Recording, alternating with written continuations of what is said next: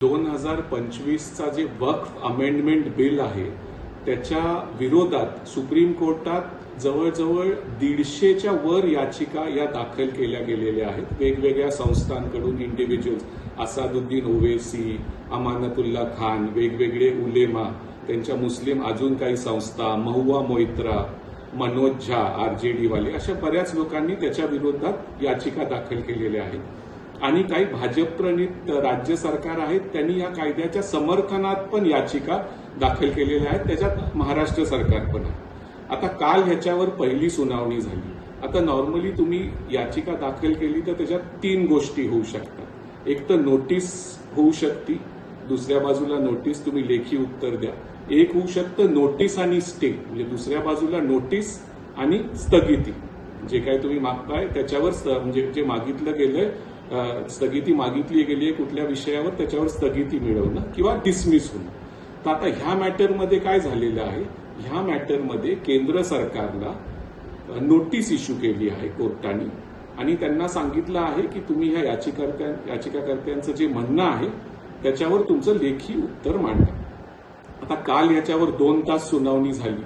काल एक अंतरिम आदेश पण सुप्रीम कोर्टाच्या मनात होतं, अंतरिम आदेश पास करायचा, पण केंद्र सरकारने सांगितलं की आज म्हणजे आज 2 वाजता परत तुम्ही हे मॅटर ऐका आणि मग तुम्ही पुढची वाटचाल ठरवा.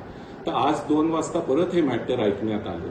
तर केंद्र सरकारने सुप्रीम कोर्टाला आश्वासित केलेलं आहे, कारण सुप्रीम कोर्टाला पण 1-2 गोष्टींवर डाऊट होता. तर त्यांनी सुप्रीम कोर्टाने कालच स्पष्ट केलंय की आम्ही ह्या कायद्याला पूर्णपणे स्थगिती देण्याच्या मनस्थितीत नाहीये, म्हणजे पूर्णपणे आम्ही स्थगिती देणार नाही.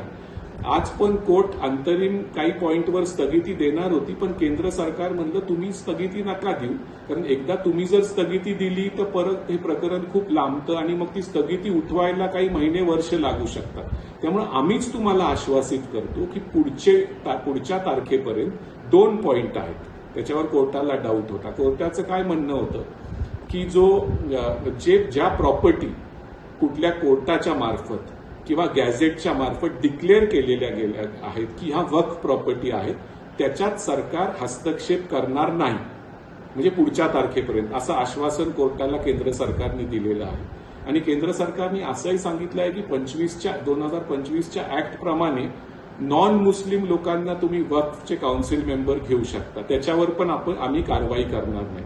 तर आता पुढच्या तारखेपर्यंत, आता 2 आठवड्यानंतर परत ह्याच्यावर सुनावणी होईल. पुढच्या तारखेपर्यंत नॉन मुस्लिम मेंबर्सना वक्फ काउन्सिलवर केंद्र सरकारने आश्वासित केलंय की ते करणार नाही, त्यांना नॉमिनेशन करणार नाही आणि कुठलीही प्रॉपर्टी, वक्फ प्रॉपर्टी ऑलरेडी डिक्लेअर झालेली आहे त्याच्यावर कारवाई करणार नाही. कारण नवीन ऍक्ट प्रमाणे कलेक्टर कुठल्याही प्रॉपर्टीला म्हणू शकतो नाही आता पब्लिकला या प्रॉपर्टीची गरज आहे आणि आता आम्ही वक्फमधून काढून घेणार आहे, त्याच्यावर कारवाई सुरू करू शकतो. या 2 मेन पॉइंटवर सुप्रीम कोर्टाला केंद्र सरकारने आश्वासित केलेलं आहे. त्यामुळे कुठलीही अंतरिम स्थगिती कोर्टाने दिलेली नाहीये.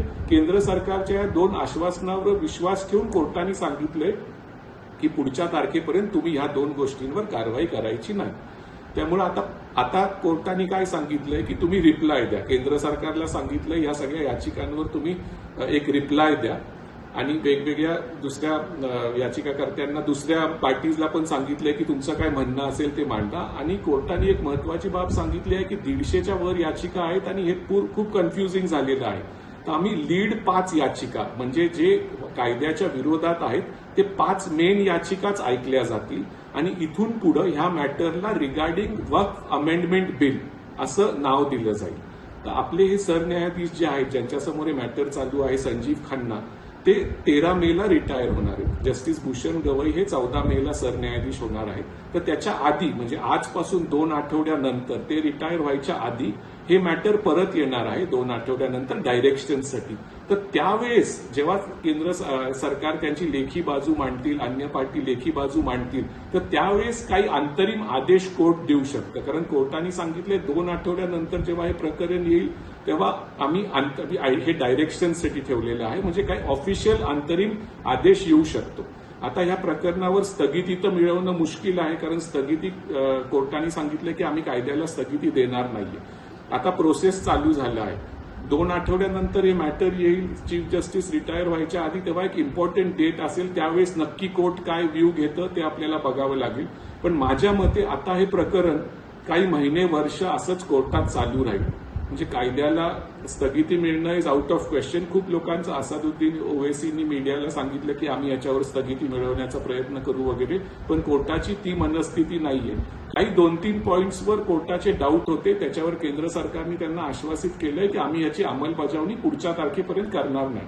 एखाद्या वेळेस पुढच्या तारखेला लेखी उत्तरं आल्यावर कोर्टाला वाटेल की ठीक आहे तुम्ही अंमलबजावणी करू शकता किंवा नका करू, त्यावेळेस महत्वाचं ठरेल की काय त्यावेळेस कोर्ट म्हणतंय.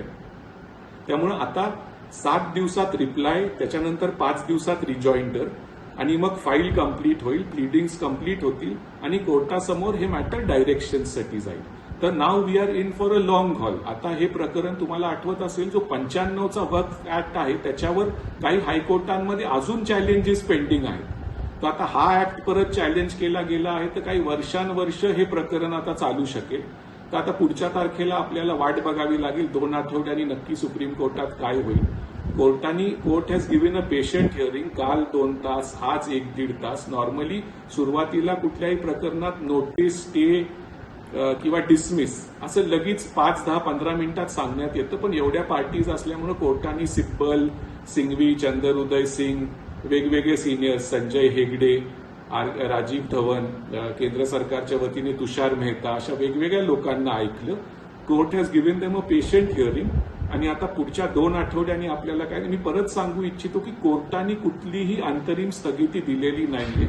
केंद्र सरकारने आश्वासन दिलंय कोर्टावर की ह्या 2 मुद्द्यांवर आम्ही पुढच्या तारखेपर्यंत अंमलबजावणी करणार नाही.